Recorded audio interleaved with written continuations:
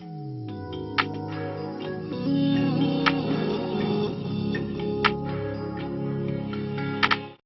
tout d'abord dama naan salaamaaleykum ñi nga xamante ni ñooñ ñi seetaan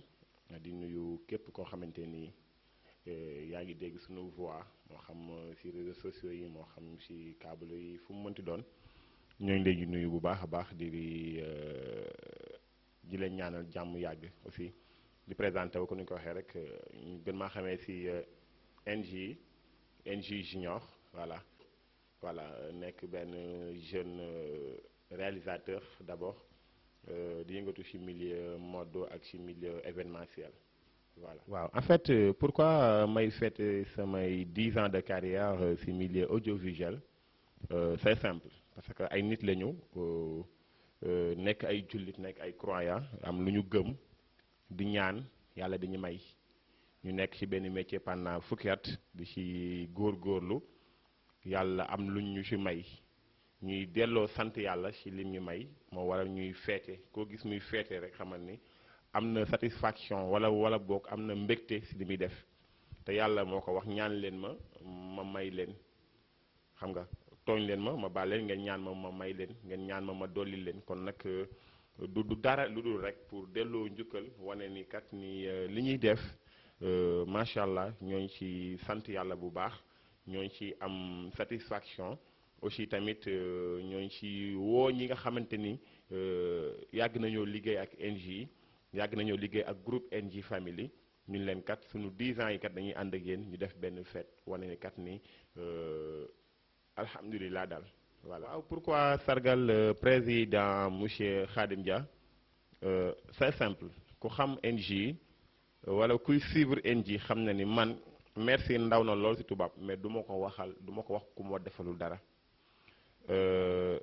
may nekk jeune kon ni nga koy waxee rek nekk jeune dafa doy waar jeunesse dafa doy waar toujours pour nga dugg ci kàmb day yomb li lay dimbali mooy nga am encadrement yu nekk sa ginnaaw am staff bu nekk sa ginnaaw am ñoo xamante ni tamit tey mën nga am volonté bi mën nga am moyen bi mën nga am lépp mais boo amul expérience bi doo dem te li ñuy wax rek nit fu mu la jiitu rek moo la mën a wax kaay tooge nii Khadim Dia mën nañ damay citer Khadim Dia parce que li ñuy def dafa méngoog ci li mu nekk moo tax ñu jël ko jox ko Khadim Dia mu nekk koo xamante ni ku yàgg ak ñun la koo xamante ni ku ñu gëm la koo xamante ni tamit ku ñu respecté la surtout te aussi tamit metti woon na trop ba léegi dafa metti ba léegi yombul mais toujours mu muy soutenir toujours moo ngi xool li nga xamante ni mooy doxal li ñuy def mu nekk ci toujours moo ngi xool lan mooy réussite groupe NJ Family mu nekk ci ñuy def mode mu nekk ci milieu mode tamit ñu ni nañu jël sargal bi def ko Khadim Dia mais nu mu nekkee Khadim Dia noonu la nekkee Abdourahmane noonu la nekkee Fatima noonu la nekkee maman noonu la nekkee monsieur le maire Junior Mor ainsi de suite mënuma lim noonu la nekkee tamit sama famille sama papa Mike Ndiéguène samay tante samay rak mais tonte côté mode la ñuy def ñu ni kat nañu xool tête bi nga xamante ni moo ñu jiite ñun ñëpp moo ma jiite man moo la jiite yow Thiaw la maire moo jiite Zeyna moo jiite keneen ak keneen ñu ni nag nañ ko def sargal Khadim Dia tey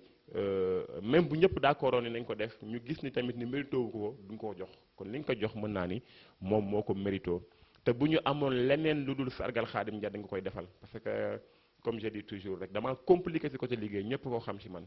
ku nekk ak man semaine rek jàmbaar la te presque des années moo ngi nekk ak man moo tax bu ñu xalaatee ni défilé lañ koy def parce que li NJ di def bari na mais côté mode la ñu choisir ni parce que actuellement ci côté mode bi la ñu nit ñi gën a xamee mais nag du foofu rek la ñu yem ñu ne nag nañ ko def défilé méngoo naa Khadim Dia ñu nañ ko jox tuddee ko Khadim Dia mais bu ñu amoon leneen lu gën a ngandi lii dañ ko koy defal parce que mérito na ko. waaw lan mooy sama secret ba tax mannequin yi ak les stylistes yi di ñëw ci NJ loolu. ah man mi sax pour ma tontu ci dina xaw doy waar parce que man sax xaw ma ko mais daal li ma ci mën a ràññeetle mooy xam nañ ni daal li ma foog li ma yaakaar peut-être mën a demee neneen parce que dañoo jàpp ni NJ gëm na li muy def te loolu lu am la man dama bëgg li may def waxuma sax gëm de mais dama ko bëgg déjà te nit li iso di wax rek nit li nga bëgg boo koy def doo xaaroo ci xaalis xaaroo ci jërëjëf xaaroo sa passion la tey monsieur le maire dañuy ànd ci terrain bi liggéey ba ngoon jot parfois dañuy dox ñibbi mais bu ñu demee boo tëddee da ngay nelaw da ngay kontaan may fàttaliku ay jamono bi ma nekkaan daan liggéey ak ñeneen dañ ma daan fay xaalis mais su ma wàccee damay am xol bu naqari parce que bëgguma li may def te maa ngi doon am xaalis ma jàngee ci kon nag passion boo koy def da nga ci li ngay def boo amee passion rek da nga ciy génn tey nit ñi gis nañ ni peut-être NJ li muy def bëgg na ko li muy def gëm na ko li muy def tamit maa ngi xool naka laay mën a def parce que man je suis comme ça tey lu ma mënti def ci àdduna du ma xool sama intérêt man tey ku gis sama événement sax da nga naan kii du NJ sax maay toppatoo nit ñi ba xam lekk nañu maay fot ma lépp maa koy bëgg a def parce que damay bëgg samay nit wala bokk ñi porté ni kat man ci NJ groupe NJ famille laa bëgg a bokk du ñu am déception muy ñoom muy seen parents muy seen entourage dañ ci rey suñu tànk te loolu du liggéeyu benn nit du man kese toujours ma wax leen ko gars yi ñoo baax naan NJ mais du NJ kese NJ mënu taxaw foofu di filmer bëgg a taxaw fi wax bëgg a def maquillage bëgg a def lenn équipe la mais daal lu tax nit ñi di ñëw man su ma ko jàppee rek mooy dañoo gis luy dem gis tamit fulla parce que àdduna looy def te amoo ci fulla gëm naa ni nit ñi dañ la fay bàyyi te li ma sama papa di wax rek loo nekk ren ba déwén gisoo ci kenn ñëw fekk ci la ci yeboo nga xam ne li ngay def baaxul jéemal xool noo koy changer doo ko bàyyi da ngay jéem a xool noo koy changer ak noo koy modifier ba tey mu neex nit ñi mais daal li ma jàpp mooy que nit ñi dañoo yaakaar ni kat ni li ñu bëgg mooy ci NJ alors muy nekk loo xam te ni nag lu moo tax parfois li may wax rek sas la quoi xam nga àdduna moom yaa ma doy rek loolu sas la man dama leen ciy remercier ñoom ñi porté choix ñëw ci NJ. waaw sama famille nan lañ koy dundee ak sama entourage comme nu ma koy dundee rek damaa dem ba léegi sax dama leen bu doon virus mën naa ni ñoom léegi su ma pikiroo ñu pikiru fa quoi duñ naan garab dañuy pikiru ni man parce que dañ koy dund. hier rek sama rakk bu jigéen bi nabu ma koy nuyu de passage ma may woon naan ma sama ticket yi réserver ma ay ticket damay ñëw xam nga sama tante yi noonu kon dañoo dem ba sama sëriñ sëñ Xalifa Njegen maa ngi koy fàtte moom démb rek mu ñëw ci waxtaan moom tamit ma koy nuyu de passage tey ak sëriñ Muniru Moussa ñoom ñëpp daal mais sama famille ba ci sama papa ñëpp je peux dire que dañ koy dund léegi parce que gis nañu seen doom nekk na ci te sama papa day am faral lu muy wax naan moom doomam lu mu bëgg rek bu dee lu baax da ko ciy jàppale dafa dem ba wax ma sama papa sax wax ma sama famille parce que nit ñi dañoo jàpp ni man bokk li ma jàppee famille du ko bokk ak ndey ak baay mooy ki ngay bokkandool passion ngeen ngi nekkandoo am jàmm loolu mooy famille parfois monsieur le maire mën nañoo bokk ndey ak baay te du ñu juboo du ñu nekk loolu du ñu famille pour man famille mooy ñi nga nekkandool mais daal macha allah ñooñu ma ciy jàppale 1000% waxoon naa la ko benn émission fii dama la koy waxaat tey bu ñu xëyoon ni ma bàyyil barke Cheikhou Tidiane ngoon kenn du ma ci gis dama koy bàyyi parce que man lu ma mënti am ci àdduna lu ma mën def ci àdduna su ma ko namul bokk ak sama famille nambu ma ci am seen ndigal soxlawu ma ko mu wax yàlla may voilà kon nag boo gisee ma am courage di def nekk ci parce que ñoo ma ciy jàppale ñoo ma ciy encouragé ñoo ma ciy soutenir voilà. waaw pourquoi parce que loolu tamit lu important la parce que am na ñoo xamante ni sax dañ may woo parfois di ma sànni xeer muy sama comédien yi nga xamante ni yàgg naa liggéey ak ñoom parce que ça fait des années parce que avant am na ñoo xamante ni bu ñu nee NJ mode dañu naan NJ kañ la dugg ci mode NJ moom ci côté théâtre lañ ko xamee côté téléfilm côté clip yooyu noonu am ñoo xamante ni ci côté mariage ngénte lañ ma xamee am ñoo xamante ni ci côté décoration parce que jamono ju nekk ak lu muy laaj tey monsieur le maire buñ nekkee doomu aadama tey yàlla may ñu am benn xam-xam du yaay xam lépp mais am naa monsieur le maire tey su ma soxlaa côté tabax moo ko woowee mu architecture mu dessinel ma mais kon man pourquoi pas mënu ma koo boole ci li may def suñ ma woowee ma ne monsieur le maire li sa domaine la tey am na benn chacha bu nekk wala benn mama Diaw koo xam te ni mannequin la mais pourquoi pas mënu ma ko boole ci li may def tey bu ñu ma woowee ma woo chacha woo mama Diaw ainsi de suite moment bi actuellement ñoo ngi yëngatu ci milieu mode au niveau international je peux dire ça parce que suñu liggéey yamul rek Sénégal ñoo ñu waajal événement yoo xamante ni peut-être dina ñëw après bi muy festival international de la mode africaine ñu tuddee ko Festiment mu nekk événement boo xamante ni y a 15 pays yu war a jóge Afrique ñëw Sénégal kon loolu nekkatul Sénégal nekkatul Thiès loolu bu ñu koy def kon nit ñi xam ñu ci milieu mode 100% moment bi ak mais nag teewul bàyyiwuñu li ñu nekkoon peut-être mode bi dafa gën a nekk léegi de l'avant moom moo nekk première loo xamante ni moom la ñuy def après leneen ñëw en plus que gis nañu actuellement Thiès dañ may wax NJ waa kay ngay def organiser défilé lii laa lëlële bu ñu toogee waxtaan du sama choix man parce que équipe lañu bu ñu ni woon dañ ko def jàng dañ ko def jàng ah bu ñu woon da nga def tànn biir da nga def tànn biir mais dañoo toog xool équipe bi toog xool ni kat nañ ko def défilé de mode ñu waxtaan ci d'accord ci ñu def ko défilé de mode mais choix bi du NJ kese mooy décider ñi ñuy dëkk ñi ñuy seetaan xam nañ ni wala boog ñu ñuy jigee trop xam nañ ni NJ du ci dara je suis l'initiateur maa ko créé mais créer dara taxul nga moom ko tey boo xoolee ñi xeex suñu indépendance tey ba indépendance tey ba ñu jël ko tey ñooñu si leneen ñenn fi nekk àdduna noonu lay demee mais nag pourquoi choix wu défilé de mode bi parce que dañoo gis ni moo nekk actualité gis nañu tamit ni si lañuy gën a yëngatu moo tax ñu jël choix boobu def ko défilé. waaw en fait lim leen dina bari trop parce que mais nag xam naa di nga sonal monteur bi rek. ñoo ngi noonu di jàll ci écran bi ñooñu mooy partenaires yi nga xamante ni mënuma leen a lim parce que du man kese maa dox lépp équipe la ñu pas am naa ci responsabilité bu may def mais am na tamit keneen li muy def xam nga mais daal mënuma citer kenn bàyyi kenn mais nag dinaa citer ñaar ñoo xamante ni mënuma leen a bañ a citer parce que du NJ nekkul dara la ñu dara accompagner muy Maawul Bichri Serigne Saliou ma koy nuyu de passage moom mën naa ni moo ma yar. ndax moo ma yar si milieu liggéey moo ma yar tey clients yi ma daan am yëpp moo ma daan booleeg moom macha allah te ku ma gëm la boo waxee mun ma NJ jàppal rek yow da ngaa am génie bu ne ci yow parfois nag mu sànni ma xeer nag xeer yooyu xam naa ni c'est juste pour ma gën a góorgóorlu la ak Bafu collection mi nga xamante ni moom tamit toujours moo ñu ànd ak ñun bii paa dama ko nu ko Bafu soxla wuñu xaalis non bu ñu jox xaalis ñëwal rek moom boo nee accara mu yëkkati xaalis jox la moom tamit suñu partenaire la boo xamante ni dañ koy nuyu de passage respect à Bafou ak maman Aïda Diarra bi Couture gaa bu seemee sama limee rek duñu fi jógee mais daal partenaire yaa ngi noonu ñu nekk ci écran bi ñii ñoo jàppale événement bi ñii ñooy soutenir groupe NJ Family ñii mooy ñi nga xamante ni tey bu ñu demee ba am courage yu teg budget bu mel nii teg ko défilé bi budget boo xamante ne la macha allah ku ñëw di nga gis waaw ministre yi bari nañu benn monsieur le maire sama ministre la parce que pour man ministre mooy ki lay jox xaalis te monsieur le maire am xam-xamam rek kooku ministre la pour man tey Fatima mi toog fële rek ministre la pour man sama papa ministre la pour man maa ëpp ministre la yàlla sàkk yi may jox xaalis du liquide xaalis mooy xam-xam xaalis mooy courage encouragement xaalis mooy motivation te loolu maa ko ëppale ci Sénégal maa ko ëppale ku ma taxaw nag naan NJ sama NJ la parce que nit ñi ñoo baax tey mës naa koo wax un jour maa ëpp xaalis lu yàlla sàkk wallahi azim damaa bari xaalis mais du xaalis du looy génnee dem joxe ñu fay la wala du pièce du billet mooy nit ñi la te yàlla xam na ni yàlla may na ma nit ñi bëgg nañ ma nit ñi am nañu benn confiance ci man nit ñi ñoo tax ma may lii mais nag ministre yaa ngi ci bari nañ ba trop parce que ku xam sama défilé benn yoo laa mës a organiser défilé tuddee ko ku nekk ci côté politique wala koo xam te ne mooy nekk ci côté administratif man je préfère xool monsieur le maire sama nit la man ko yow laay prene sama événement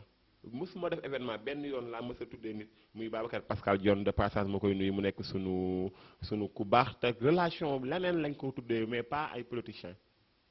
comme tey mais ñun ñoo ëppi ministres yi ñuy financé parce que tey sama papa ñu fi di ñu joxe conseil monsieur le maire ñu fi di ànd ak ñun di dem Abdourahmane a ngi fële di filmer Junior a ngi fële di monter keneen ak keneen mais ñooñu loolu mooy xaalis ñaa ngi fee di encouragé NJ ngi fi di ut ay nit loolu mooy xaalis te loolu macha allah yàlla may nañu ko te li may wax tamit à chaque fois rek ñun gëmuñu xaalis li ñu gëm mooy nit te yàlla may nañu ko kon jàpp nañu ñoo gën a riche lu yàlla sàkk waaw tout d'abord di si woo képp koo xamante ni yaa ngi seetaan parce que li may wax rek publicité sa kër xam nañ ma ba pare ñoom ala kulli xaal dañuy ñëw dinaa leen woo nag pour delloo mbatto bi sandaala mais tamit li ma gën a ñor mooy ñi nga xamante ni mësuñoo gis événement NJ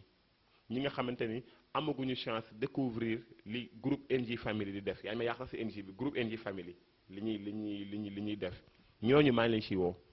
parce que ñi ma xam ba pare dama leen ñuy woo nag parce que pour delloo leen cër la mais ñi xamagul laa bëgg ñu ñëw parce que dañoo un jour dama toog ak benn kilifa bu mag temps yi suñu chaîne bi muy ñuy seetaan ay bëgguma tudd turam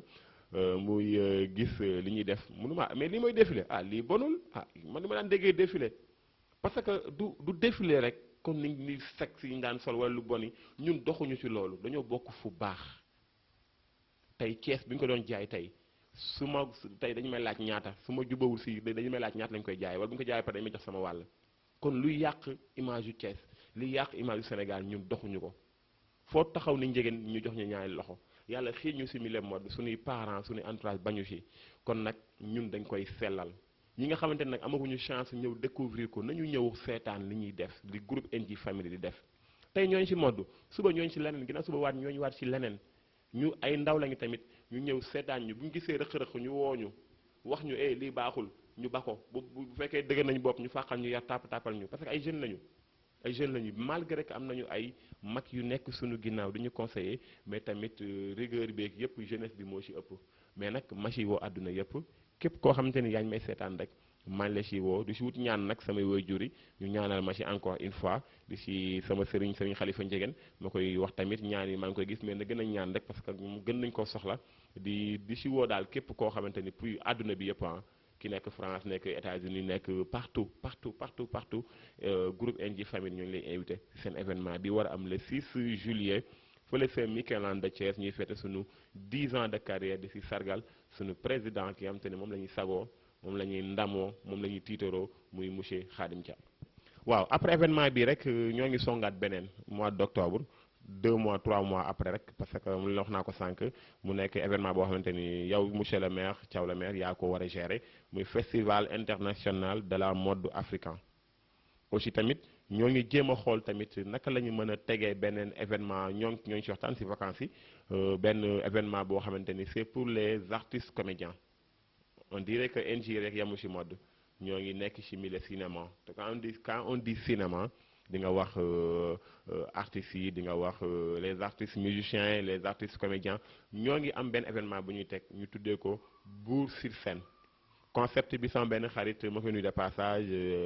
Saliou Mayoro Sall ñu doon liggéey macha allah léegi mu nekk Dakar moom concept boobu waxtaan nañ ci concept am la lii rek day wane du lépp jógewul ci ñun tey bu ñu gisee ku nekk Tamba am image boo xam te ne am concept bi ñu intéressé dañu jéem a xool nu ñu collaborer ak moom liggéey ko xam nga mu nekk ñu ko tuddee Bour sur scène y a beaucoup de troupes théâtre yoo xam te ne ñoo ngi nekk au niveau première édition bi national ni régional lañ ko yemale région de Thiès war nañoo ñëw def compétition tey gën a valoriser li nga xam te ni mooy théâtre li nga xam te ni sunu maam yi dañu ko indi woon j'ai pas dit cinéma mais j'ai dit théâtre voilà mais pour te dire que ñoo ngi ci ak projet yoo xam te ni defoon nañ ko daaw piscine ENAWA ñu doon def bari na mënuñu leen a lim mais daal projet yi daal ñoo ngi fi di ñaan di sàkku tamit ay ñaan sunu waajur yi ñuy seetaan. fromage hamburger man j'aime pas ça man tout ce qui est sucré en fait sama lekk yëpp moo tax ma ndaw man du ma lekk du ma nelaw sama àdduna yëpp café la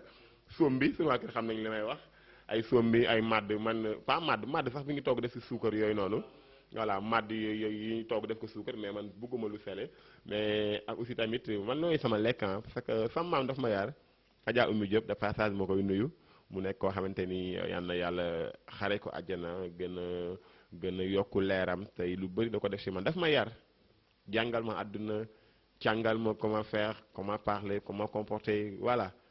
restez nice moom sama maam la quoi je l'adore beaucoup même li may wax à chaque fois rek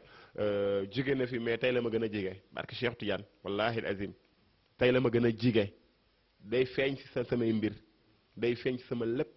tey ni ma soree nii sax la ma gën a jige barke Cheikh Tidiane li may wax dama ko xam te dama ko dund tey la ma gën a jige ma koy lii moom damaa yar ci ay yooyu noonu ay lekkantu suñu kër sax damaa toog weer duma xam lu ñu togg mu lekkantu daal moo ma neex mais côté lekk moom voilà mais formation yooyu moom c'est pour vous yéen monsieur le maire yéen tubaab bi mais ñun moom xam nga rek sombi yeeg ceeb keccax yeeg mbaxal yeeg yooyu moo ñu neex quoi parce que si yooyu la ñuy juddu quoi yooyu lañ tàmm voilà waaw fu may jeexalee mooy di sant yàlla encore une fois di wax di sant sama papa bu baax a baax